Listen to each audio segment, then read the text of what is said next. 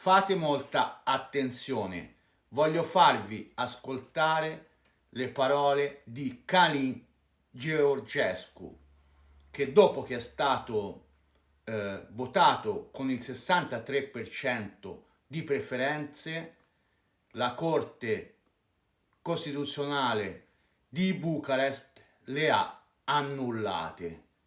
Allora è molto importante ascoltare ciò che dice. Guardate. Dragii mei, suntem în postul Crăciunului, iar astăzi este ziua Sfântului Nicolae. În această zi, statul român a luat democrația și a călcat-o în picioare.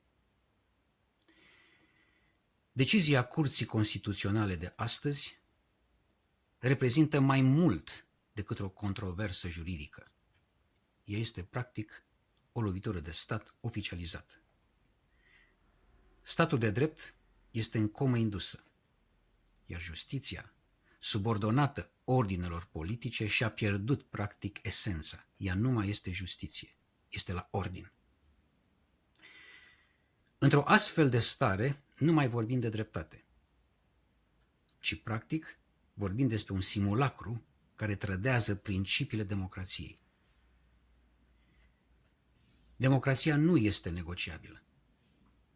Puterea poporului este fundamentul statului democratic, pentru că a fi suveran înseamnă să respecti opțiunea celuilalt, să prețuiești votul universal. Împreună cu poporul român am făcut ce am promis, și anume istorie. Poporul român își cere drepturile astăzi. Votul este simbolul democrației, pentru că uniți în jurul adevărului suntem mai puternici ca niciodată. Este momentul să arătăm că suntem un popor curajos, care știe că destinul și drepturile națiunii române sunt în mâinile noastre. Democrația noastră este atacată. Vedem în jurul nostru șefi de partide care tremură de frică.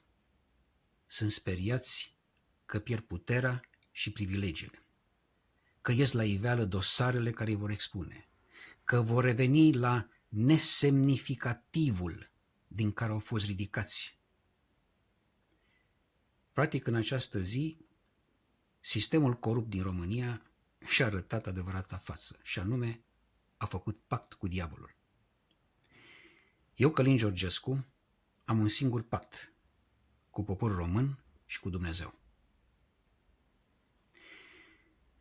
Prin votul nostru din turul 1 am deconspirat sistemul corupt și mafiot și ne-am regăsit forța ca popor.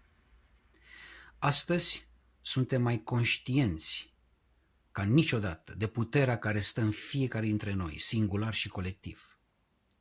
Poporul român nu cedează. Cu iubire, adevăr și pace în inimă ne vom construi împreună destinul. Vă rog, fiți încrezători, fiți curajoși și rămâneți credincioși idealelor noastre comune. Continuați să acționați pentru o Românie condusă de popor și pentru popor sub ocrotirea lui Dumnezeu. Astăzi este doar începutul unei noi pagini din istoria acestei țări. O pagină scrisă de oameni demni, de oameni uniți, de oameni frumoși, puternici și curajoși.